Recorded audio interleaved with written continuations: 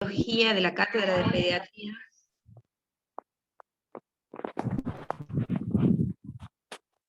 Hola Javier, ¿cómo andás?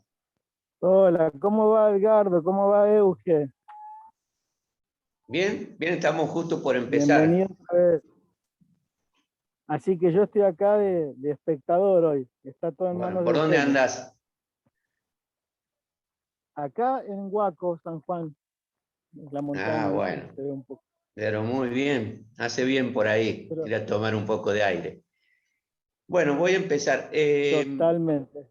Primero, gracias por la invitación y quería compartir este tema de urgencias cardiorrespiratorias, que es un poco la experiencia que viví durante muchos años en terapia intensiva. Y puse acá a propósito los centros, porque hay chicos de diferentes establecimientos. Entonces, la idea era mostrar urgencias que no son convencionales, no son muy frecuentes, y que en el momento de afrontarlas, me obligaron a estudiar, a buscar, porque entonces la intención es que ustedes, cuando les toque una de estas, más o menos ya sepan más o menos qué hacer, o orientarlos un poco.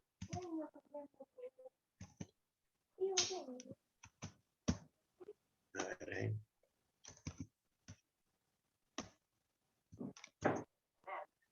para que veo ahí si pasa.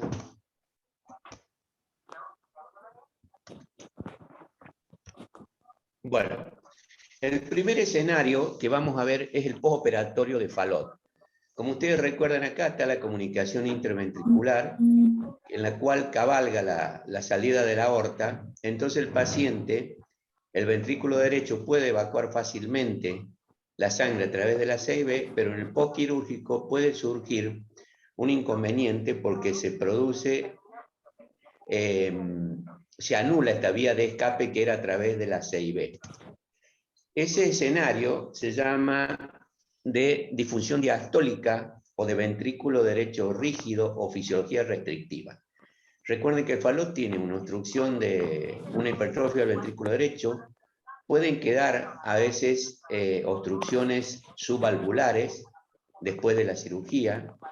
El parche transanular puede incrementar la insuficiencia pulmonar. Se puede producir bajo gasto cardíaco con taquicardia, o sea, con diástoles muy cortitas y con presiones de aurícula derecha elevada. El paciente puede tener cianosis persistente si se dejó una CIA a propósito como vía de evacuación, y en ausencia de CIA puede presentar un bajo gasto con saturación normal.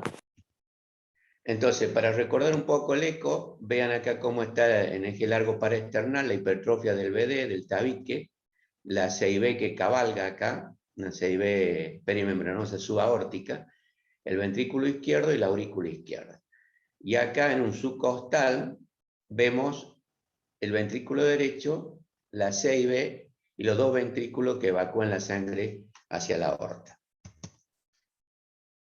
Otros cortes acá el mismo de eje largo paraesternal, acá para ver la CIB que cabalga en el eje largo paraesternal, un eje corto y acá la obstrucción en el tracto de salida, subvalvular y valvular pulmonar. En realidad, la acepción clásica del Fallot de tetralogía, la concepción es que es una monología, porque la desviación del septum hacia adelante y hacia la derecha es lo que provoca en consecuencia los otros defectos. O sea, al desviarse el septum infundibular hacia arriba y a la derecha, se produce la CIB y también el shunt que se produce acá. Muchas veces en el postoperatorio, con los equipos que nosotros tenemos, podemos pensar que el paciente está bien. Por ejemplo, acá se hace una evaluación de las fibras longitudinales con el TAPSE, que es la excursión del aparato tricuspidio hacia el ápex, y se mide en la valva lateral cómo excursiona la válvula tricuspidia. Y acá uno podría decir, le hago un TAPSE, está en 19, está perfecto. Pero si uno va y le hace una fracción de acortamiento, vean que acá está baja. Y si hace un eco bidimensional o tridimensional, lo verde sería lo que evalúa las fibras circulares que comparten ambos ventrículos a través del septum interventricular, y acá arriba es lo que evalúa el TAPSE, o con el Doppler tisular, la onda sistólica del ventrículo derecho. Fíjense acá cómo esto sería una buena contracción de las fibras longitudinales y acá estaría reducida. Entonces, no dejarse llevar por un valor de TAPSE inicial bueno en un postquirúrgico.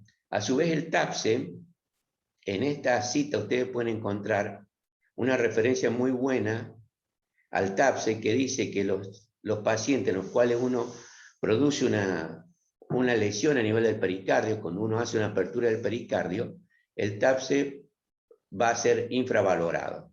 Y esa recuperación del TAPSE se produce recién después de los 6 meses del postquirúrgico.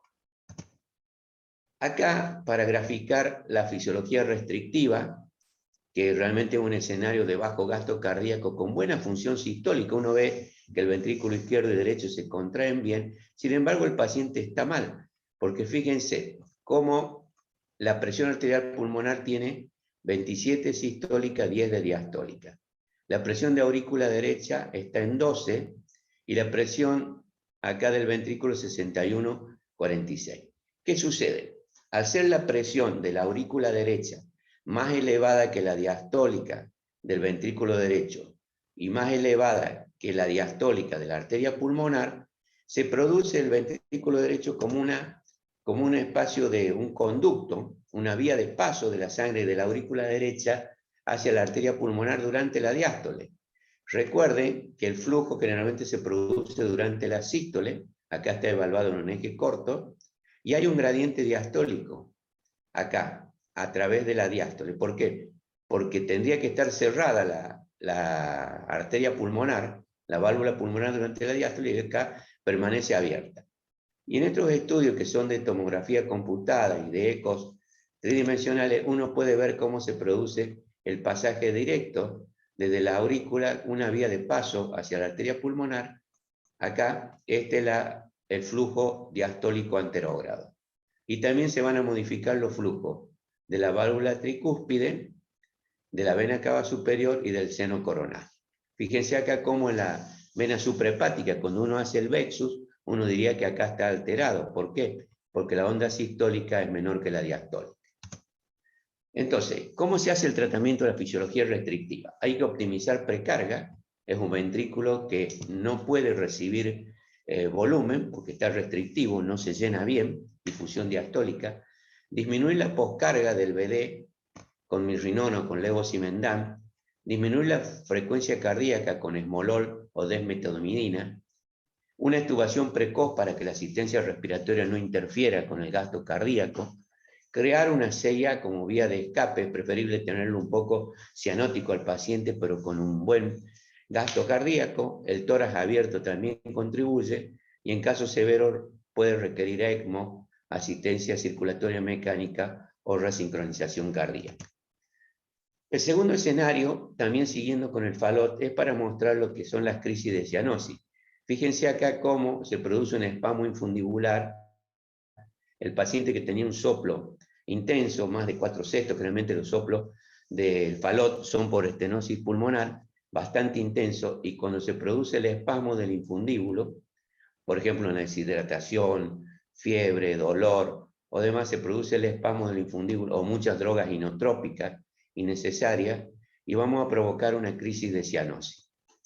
Entonces, acá vamos a mostrar un paciente que tuvimos en la Clínica del Sol con el doctor Paz, como no puede suceder de otra manera, un día domingo, 3, 4 de la tarde, 3 meses de vida, tenía en sus controles previos un gradiente de 60 milímetros de mercurio a través del tracto de salida, estaba medicado con propanolol, 3 miligramos kilo día, y el paciente ingresa con cianosis, sin soplo, tenía fiebre, estaba con taquicardia, en bajo gasto cardíaco y saturando 40%.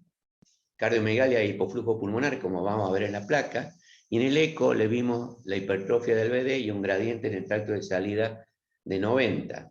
Estaba acidótico, hipoxémico y con el láctico en aumento.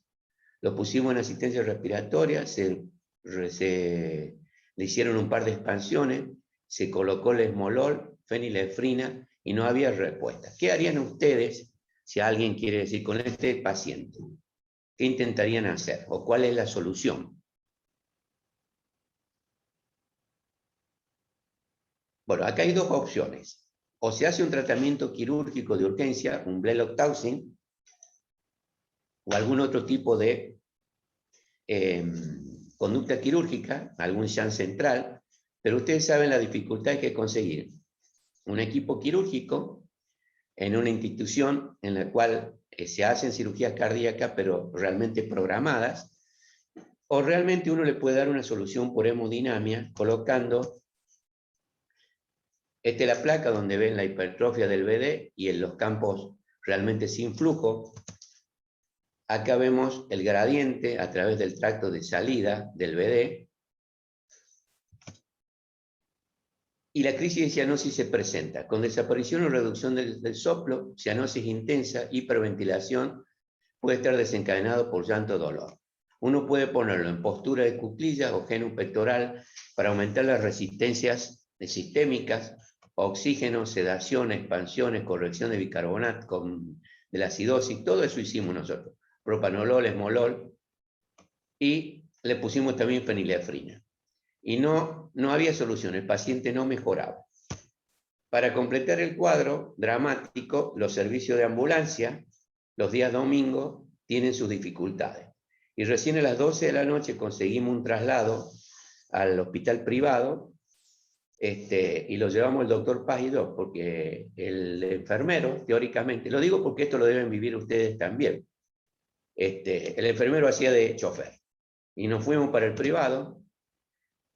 El paciente tenía este eco, acá ustedes pueden ver el gradiente infundibular primero y el gradiente a través de la válvula después, y que se llama gradiente en pata de cangrejo.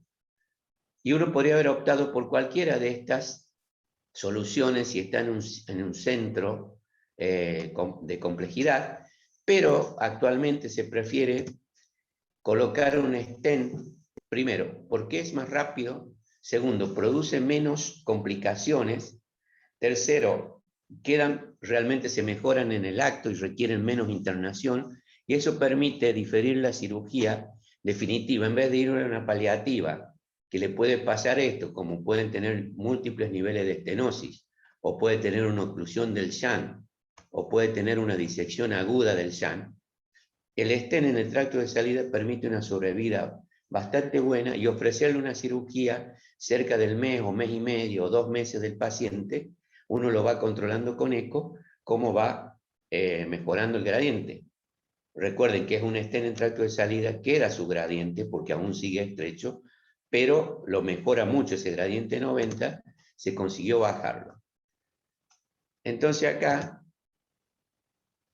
se hizo un estudio multicéntrico del hospital privado, el primer investigador, el doctor Peirone, que es el hemodinamista, y nosotros contribuimos desde la Clínica del Sol con 2 pacientes, después había pacientes del hospital de niños y más pacientes del hospital privado.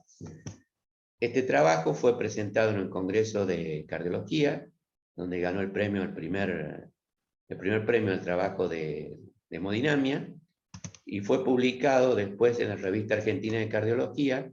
Acá tienen la cita por si lo quieren consultar. Acá pueden ver cuando se hace la angiografía pre-stent, fíjense la oclusión del tracto de salida del ventrículo derecho y posterior a la colocación del stent cómo se amplía y lo saca al paciente de la crisis. Acá una vista apical donde podemos ver el stent colocado ahí y cómo el flujo es menos turbulento. Acá lo pueden ver al stent bien colocado. Este es un video tomado acá de Abdat en LinkedIn, donde ustedes pueden ver el stent cuando ya empieza a disfuncionar, se produce un flujo más turbulento, más amarillo rojizo, y el gradiente se eleva, como mostré recién en el Doppler, en la curva de Doppler espectral. Acá lo pueden ver en eje largo paraesternal, el stent colocado en tracto de salida del BD.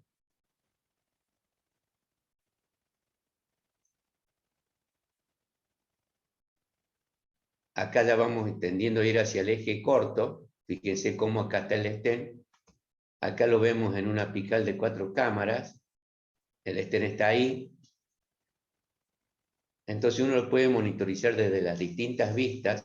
Ahí vemos cómo la CIB producía el flujo hacia la arteria pulmonar. Ahí está el flujo, que está ya turbulento, y acá fíjense el gradiente está elevado.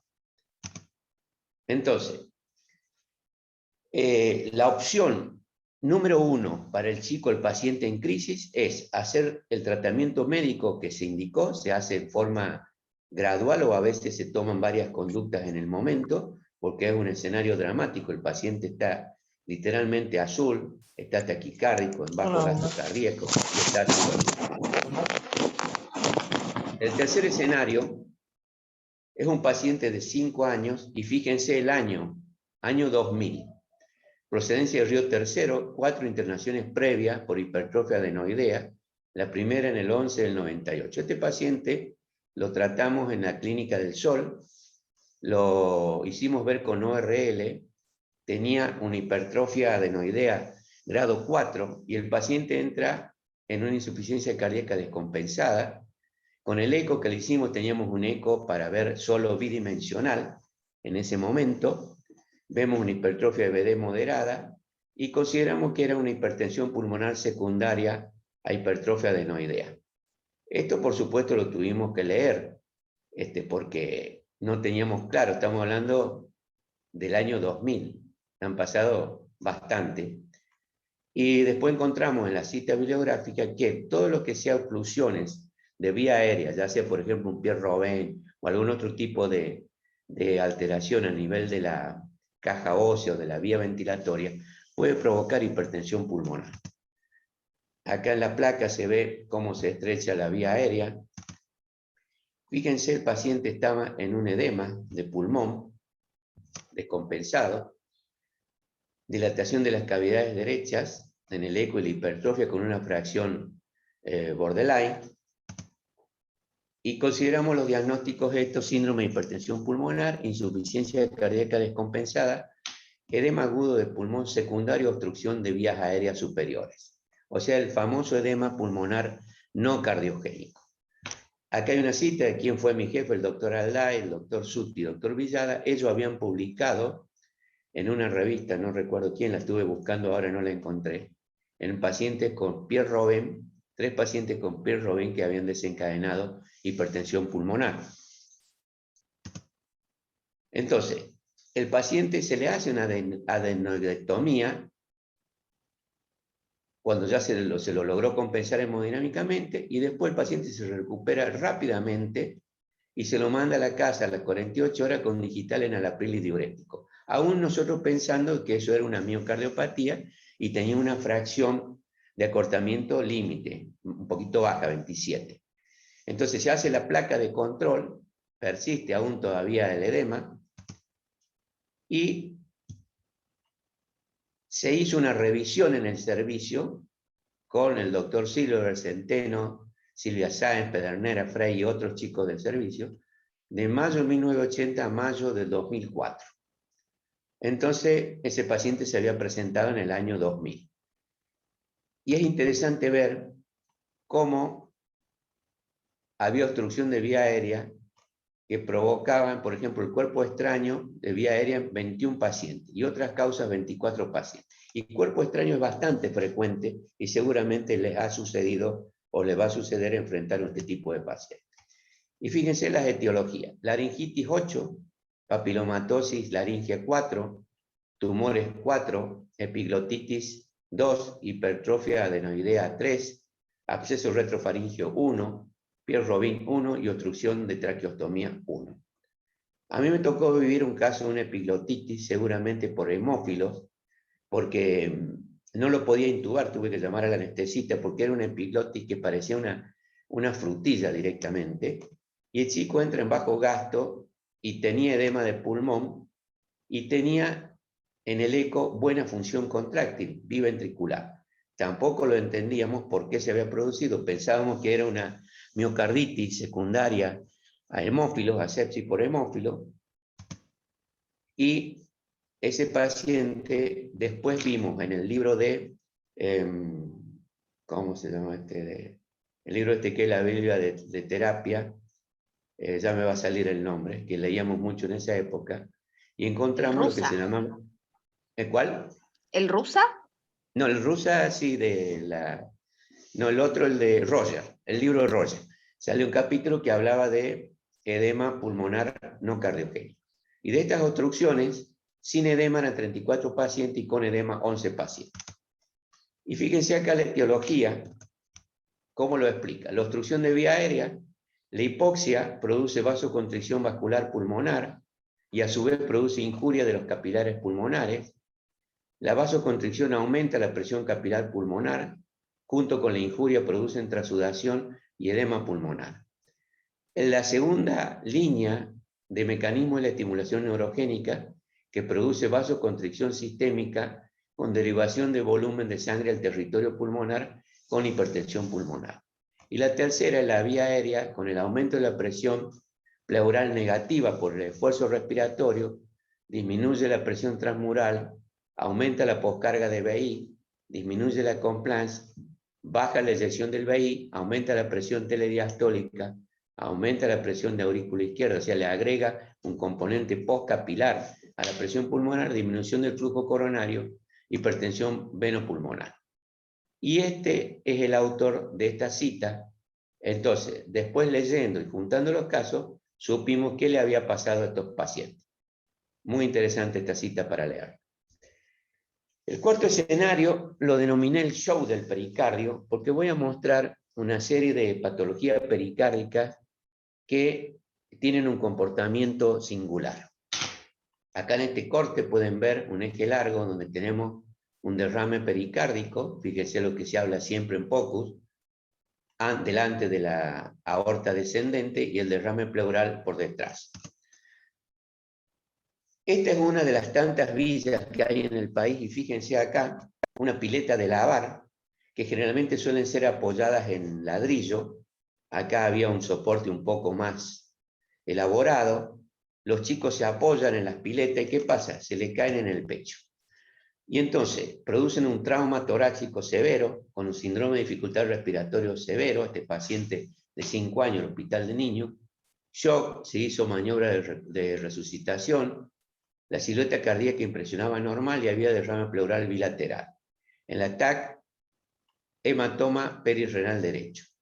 Evoluciones con inestabilidad hemodinámica a las 10 horas del ingreso, ruidos hipofonéticos, tensión convergente, derrame pericárdico severo. Entonces acá pueden ver la placa, cómo empieza a formarse un edema de pulmón y una cardiomegalia producida por el derrame. El otro caso también, por pileta de lavar, este me tocó estar de guardia también para verlo, síndrome de dificultad respiratoria severa, enfisema subcutáneo, directamente el cuello y todo el tórax, el abdomen, explicaba una ruptura de vía aérea, compensado hemodinámicamente, tenía hemoneumotórax bilateral, derrame pericárdico y tenía ruptura esofágica.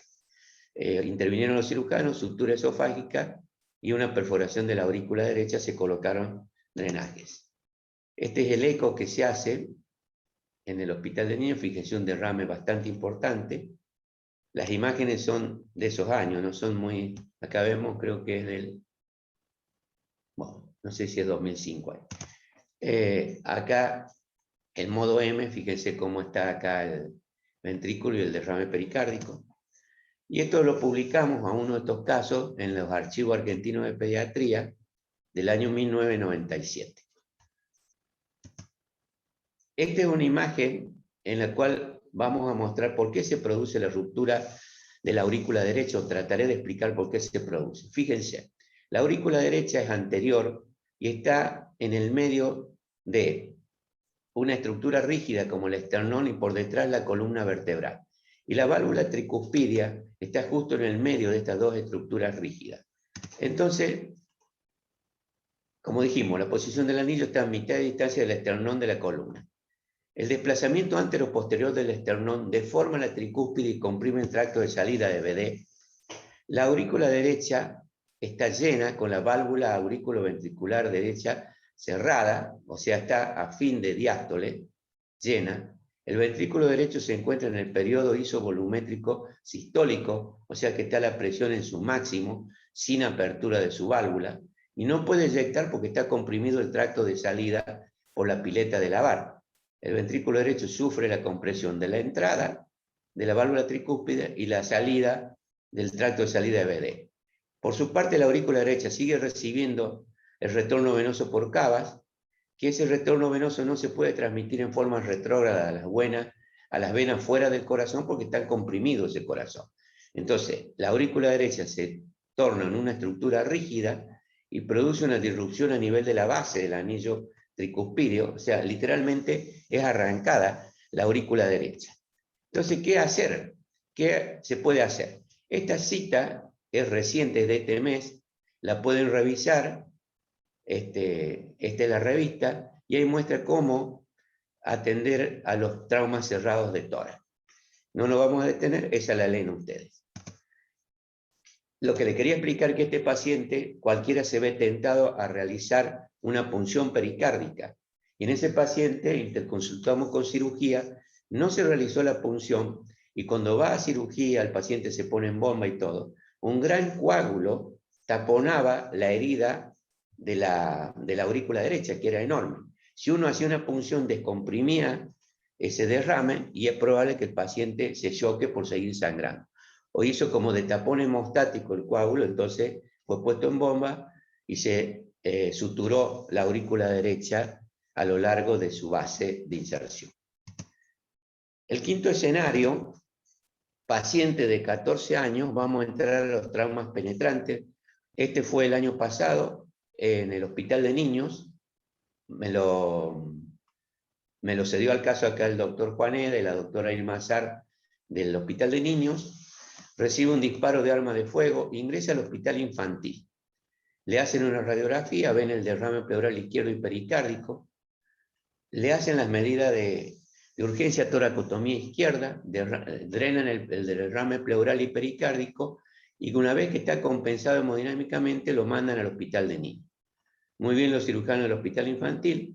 En el hospital se realiza radiografía, TAC de tórax y cateterismo cardíaco, y la cirugía, una extracción del proyectil que estaba incrustado en una pared del ventrículo derecho entre la arteria descendente y la coronaria derecha, y se realiza una sutura de ventrículo derecho.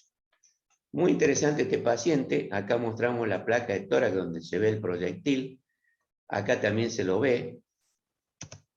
Por suerte tenía un ventrículo derecho bien hipertrófico, que no pasó hacia la cavidad ventricular, quedó incrustado en la punta. Acá está el agujero que tenía, el orificio que tenía el ventrículo derecho, la bala que le trajeron. Ahí se puede ver un poco mejor el orificio cuando están suturando los cirujanos. Y lo publicó el doctor Juaneda, el doctor Peirone, todo en esta revista, donde la pueden consultar. Muy interesante este caso. Este chico era dealer de unas banditas que repartían drogas, y fue muy interesante porque antes de entrar a la cirugía dice que le digan después qué tipo de bala les traían, porque de esa manera él iba a identificar qué barrita lo había baleado. O sea, no había rendido cuentas a sus superiores y por la bala iba a saber qué barra lo había baleado. Es un poco de humor negro, pero bueno, interesante ver los escenarios en los que se producen estos hechos. Y ahí este esquema en Cardiokinetic, en LinkedIn, fíjense, con el esquema de los dedos, el proyectil estaba acá, en medio de la descendente anterior, acá estaría el tabique interventricular y la coronaria derecha. El sexto escenario es un paciente postquirúrgico de una estenosis subvalvular pulmonar severa, cirugía y postoperatorio sin complicaciones relevantes, alta al 5 días del postoperatorio, sin ninguna medicación, paciente del hospital privado, y el chico consulta el 18 del 1, o sea, 16 días después, por síndrome de dificultad respiratoria y signo de insuficiencia cardíaca. Y en el eco vemos un derrame pericárdico moderado severo, el famoso síndrome postpericardiotomía. Se realiza el día 19 drenaje del pericardio, se extraen 400 mililitros de líquido seroso, con un componente inflamatorio importante, con elevación de células, mononucleares y con el láctico deshidrogenasa alta, se coloca aspirina y se realiza el drenaje. ¿Y qué sucede generalmente o qué nos pasaba cuando drenábamos estos síndromes postpericardios? Que el paciente tiraba un poquito más el drenaje y se lo extraía a las 24 y 48 horas y después se iba de alta. Pero ¿qué pasa? A las 24 horas el paciente presenta bajo gasto cardíaco severo y presenta una disfunción biventricular severa con insuficiencia mitral e insuficiencia pulmonar moderada. ¿Qué pasó acá en este paciente? ¿Qué piensa que pasó? Si la función miocárdica estaba bien. Entonces pensó, bueno, será una miopericarditis, estará séptico. Esto lo puse para ilustrar, no es el paciente, porque no tengo las imágenes de eco. Fíjense, yo solo para mostrarle cómo en el derrame severo se colapsa la pared de la aurícula derecha cuando las válvulas AB están cerradas, o sea, cuando el paciente está en sístole. Se colapsa acá, vean cómo se colapsa la pared libre de la aurícula derecha durante la sístole cuando las válvulas AB están cerradas. ¿Por qué? Porque la presión de la aurícula derecha es menor que la de la izquierda. Entonces, al paciente acá no veo bien arriba, pero creo que dice, se le puso corticoides, inotrópicos, asistencia respiratoria y antibiótico porque se había aislado un germen. Entonces el paciente seguía refractario al tratamiento, se coloca en ECMO, veno-venoso, se suspende aspirina y corticoides, a las 12 horas de ECMO, taquicardia ventricular, lidocaína y amiodarona, continúa en anuria, se realiza terapia de reemplazo renal continua y se liga una diálisis peritoneal durante 12 días. El ECO presenta una mejoría gradual, se retira el ECMO el 25 del 1, o sea, 7 días después, y sigue medicado con adrenalina y mirrinona a dosis baja. Se suspende inotrópico a las 72 horas del destete del ECMO y se aísla Escherichia coli sensible a piperazolina y tazobactam. ¿Qué sucede? No tengo los ecos, pero fíjense acá. Esta es la placa prequirúrgica del paciente antes de operar la estenosis subvalvular. El postoperatorio inmediato, con una placa que está más limpia, y este cuando reingresa con el derrame pericárdico. Fíjense, cardiomegalia, edema de pulmón. Se realiza el drenaje inmediato del derrame pericárdico y postdrenaje el edema de pulmón aumenta. Entonces uno no entendía bien qué pasaba. Se coloca en ECMO con esta placa, terriblemente infiltrados sus pulmones, por el bajo gasto cardíaco y mala función, y de prealta tiene un corazón más chico y con unos pulmones más limpios. Y acá están los mecanismos. Tampoco nos podíamos explicar qué sucedía y nos obligó a ir a estudiar, a revisar si esto sucedía. Y nos encontramos que la remoción del líquido pericárdico, cuando se hace en forma abrupta, hay un incremento del retorno venoso y una expansión del ventrículo derecho que estaba comprimido por el derrame pericárdico. Las famosas interacciones intercardíacas, se desvía el septum hacia la izquierda, reduce el volumen del ventrículo izquierdo y el gasto cardíaco, se produce una falla del ventrículo izquierdo aguda y edema de pulmón. Y había factores precipitantes como difusión, podía haber un factor precipitante como que haya una difusión ventricular derecha o izquierda preexistente y la reducción del estímulo simpático después de la remoción del taponamiento las ponía en evidencia.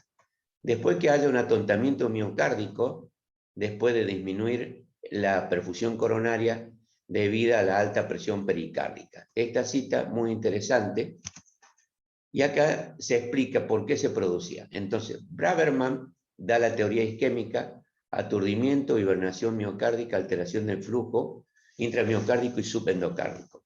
Van Dyck, una teoría hemodinámica, desbalance del volumen entre los ventrículos, mayor estrés parietal luego del drenaje, aumenta la precarga y persiste la poscarga elevada por todavía secregar adrenalina en forma elevada.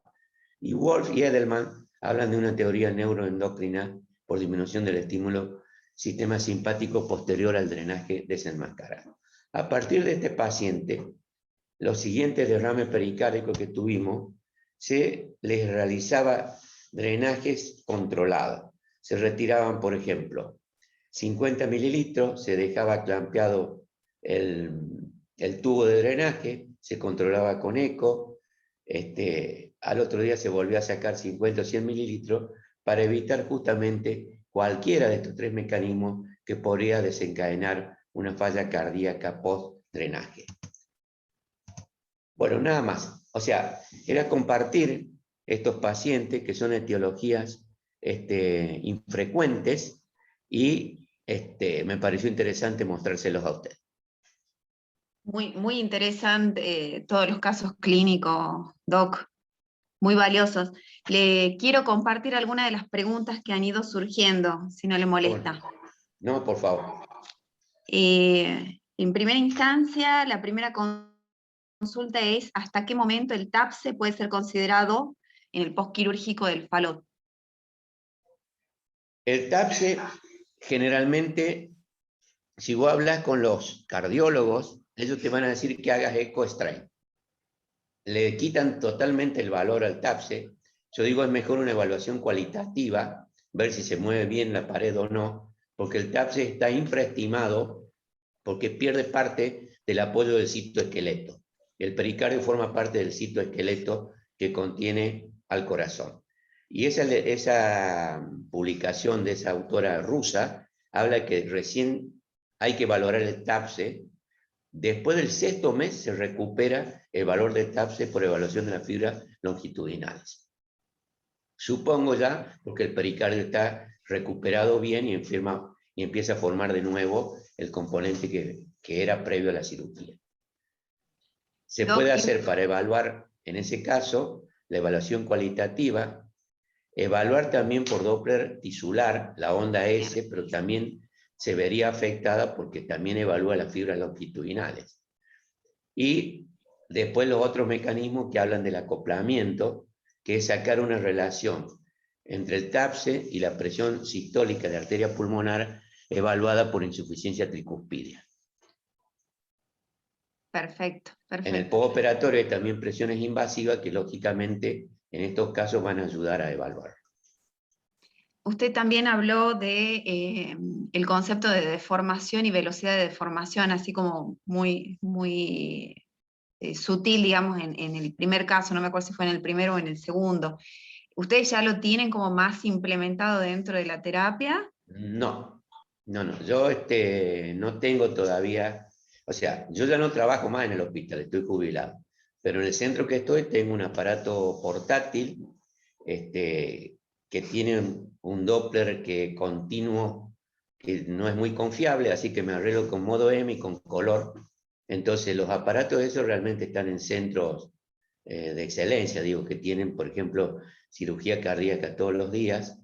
Por ejemplo, el hospital privado tiene cirugía cardíaca de adultos y niños, el hospital de niños, cirugía de niños y operan 3 veces a la semana, y en el privado también. Entonces ahí encuentran unos aparatos un poco más modernos. Perfecto. El doctor David Pascual Rojas quería hacer una consulta. Sí, con mucho gusto. Doctor Edgardo Baniles, siempre es un gusto escucharlo. Muchas gracias. Excelentes casos. Hablando con respecto al segundo escenario en el que nos habló de una crisis de cianosis, ¿qué podemos ver si le hacemos al paciente un eco transtorácico durante un espasmo infundibular? Usted ya lo comentó, que una de las opciones que tenemos es el tratamiento médico y poner, como bien sabemos, la posición genupectoral. Pero por si alguna razón no lo podemos poner en esta posición y tenemos todas las ventanas transtorácicas, ¿qué podríamos observar? Si tenemos todas las ventanas transtorácicas, vamos a ver una fracción de acortamiento del ventrículo izquierdo aumentada, porque el paciente está entrando en bajo gasto, porque está hipoxémico, pero está taquicárdico y uno puede ver que la función sistólica se mantiene. Pero sí vamos a ver la difusión diastólica, que es lo que expliqué con el eco Doppler. Pero eso es en el postoperatorio. En la crisis de cianosis vamos a ver que aumentó mucho el gradiente, o sea, tiene 90 o 100 de gradiente, o que directamente el gradiente se interrumpe porque no pasa nada, absolutamente nada. Eso es lo que uno puede ver. Y lógicamente después la espiral descendente. El paciente, si no hay sangre que entra al territorio pulmonar, la hipoxia, la acidosis, el círculo vicioso, y se produce la difusión contráctil biventricular.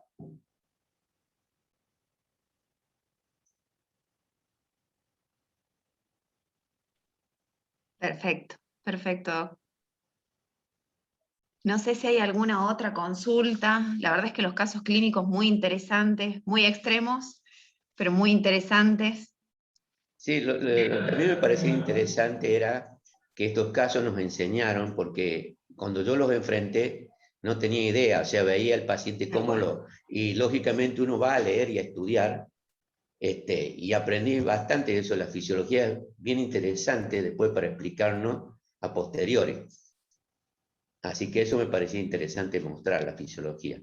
No, y muy variados, muy variados. La verdad es que muy, muy buenos, muy, muy ilustrativos de las distintas patologías. No sé si hay alguna otra consulta, a ver en el chat.